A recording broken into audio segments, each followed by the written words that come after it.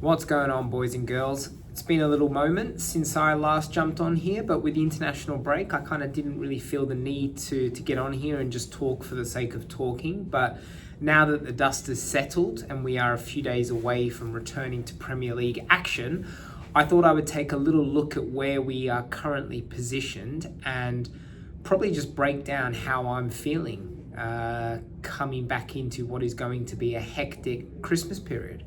And look, I want to start by focusing on what I think is actually quite a concerning situation, which is the state of our injured players right now.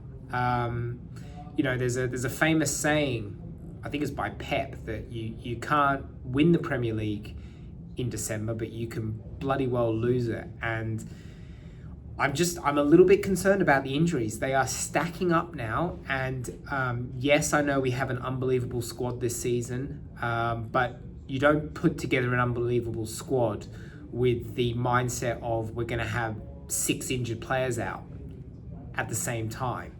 So, I look back to that Sunderland game and I think to myself, if we have Gyökeres or Havertz in that number 9 role and we're able to press the way we want to press from the front, is that a game that we lose?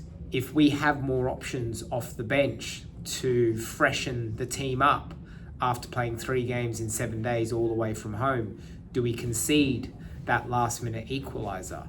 They're the kind of questions I ask when I look at the state of our injuries right now. And as we approach a week where we're going to be playing Tottenham at home, Bayern Munich at home, and then Chelsea away in the space of 7 days, I can't help but feel a little bit uneasy about the amount of players we have out injured right now. I mean, if I go through the list, I'm not even going to talk about Jesus because I think most Arsenal fans will kind of just rightly assume that no one's really kind of factored Jesus as part of our squad for a while now. So let's put him to the side. But the simple truth is our two number nines, Havertz and Gyökeres, are both injured at the same time. Not ideal. And at this stage, we don't know when either player is going to be back. There's been a report coming out that Havertz has actually had a bit of a step back in terms of his recovery. I think the German coach came out and made that public in the last few days that he's had a bit of a setback, which is not ideal. We then take a look on the left-hand side, Martinelli, who I think's shown some really good stuff this season when he's been given the opportunity.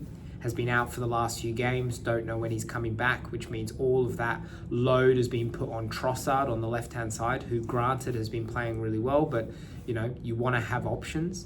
Odegaard's barely played 90 minutes this season, and whether you rate him or not, whether you think he's found his magic after what's been a pretty bad year and a half from him, that's a player you want to be able to rely on. Madueke, who I thought did really well when Saka was out for about a month or whatever it was earlier on in the season. We haven't had Madueke for 2 months now, so again, the option on that right-hand side to change it up, to give Saka a rest, we don't have that option.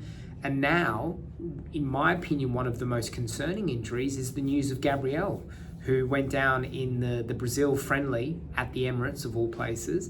And now it appears that he is going to be out for at least 4 weeks, if not potentially 8 weeks.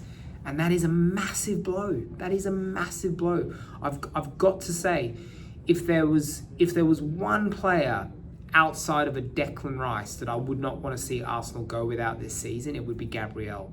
He's just immense. He's arguably the greatest defender in world football right now, at least on form. He is super important to the way we defend, but he's incredibly important to our goal threat.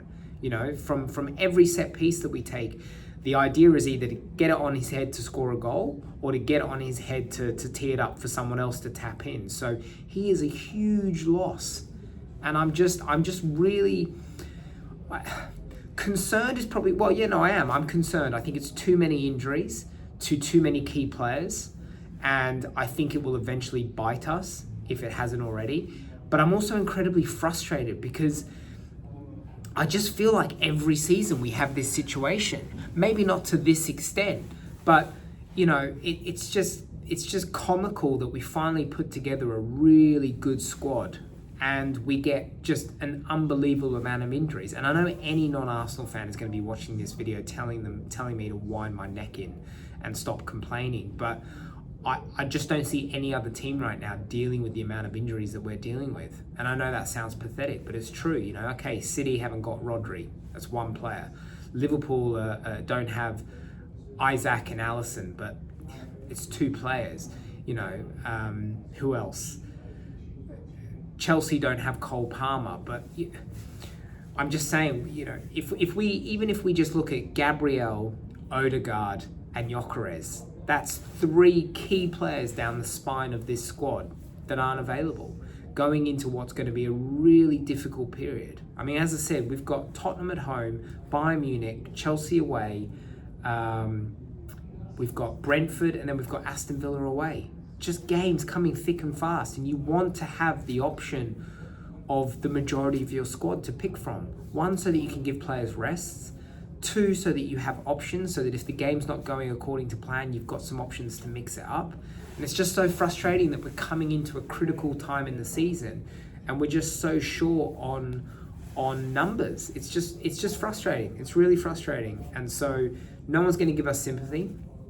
And that's cool. I'm not looking for it. I'm here as an Arsenal fan, looking at my squad right now and speaking, I hope, to fellow Arsenal fans who agree with me. The one thing I will give this team credit for is I do think we are a different outfit this season. I think something has changed in the psychology of this squad and this club since recent seasons. I think there is a firm belief that we are now ready, that we are capable, and that we will go on to win this Premier League. So I don't think the players who are available are going to allow the excuse of players missing to come into the equation.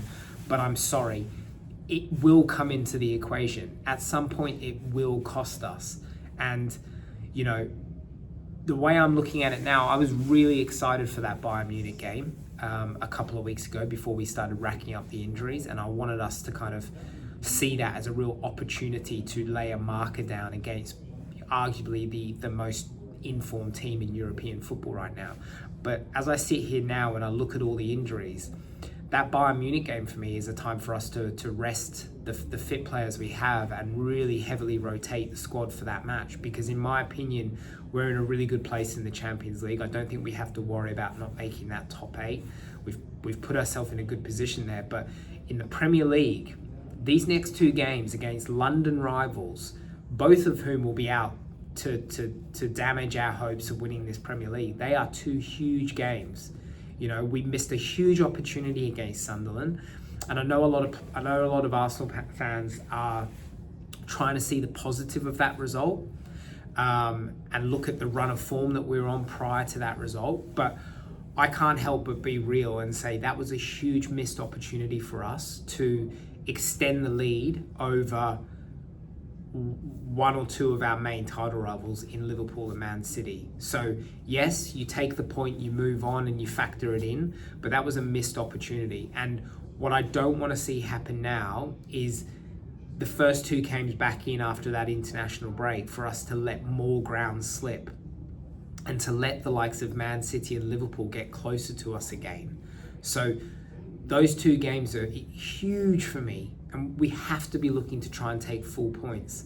I think at home to Tottenham, look, I want to say we've got enough, but Tottenham have an unbelievable away record this season. They've been incredibly difficult to beat away from home this season, and I just think without Gyökeres up front, that makes me nervous. And you know, again, missing Gabriel at the back, I don't like that either. From a set piece point of view, I don't like it. So that is not going to be an easy game. I do hope that after the disappointment of Sunderland, the players will be keen to kind of right the wrong of that, and hopefully we can get across the line against Tottenham. As I said, against Bayern Munich, my opinion of that game has changed in the sense that I think that's an opportunity to rest the fit players that we have. And then I think all of the attention has to go on Chelsea away, because that will be an incredibly difficult game. I know Chelsea have been up and down this season, but they have the potential to play really well. And I think they'll be massively pumped up for that game at home against Arsenal. And like I said, I think we need to be looking to get 6 from 6 in these next 2 games, just to not allow Man City and Liverpool to feel like we're kind of falling off the tracks and we're allowing them a chance to kind of get back into this. So that's where my head's at the moment. I'll do another video in the next day or two to kind of really focus in on the game against Tottenham and give my opinion on that. But I just wanted to kind of give my overall feeling on how I am kind of feeling right now after what has transpired over the international break. I think the news of Gabriel is massive and completely unwanted right now. And I think it's a huge blow. But my main kind of thought process is right now, we need to get some players back. We need the likes of Gyökeres, Odegaard, Madueke, Martinelli. We need them back fit and firing for this Christmas period, which is going to be ferocious. And as I said, you maybe can't win it, but you can definitely lose it. And I'd be so frustrated to think that we miss out on another golden opportunity because of injuries. So yeah, I'll leave it at that. I hope you've all been well. I look forward to chatting to you in the next one, and have a good day.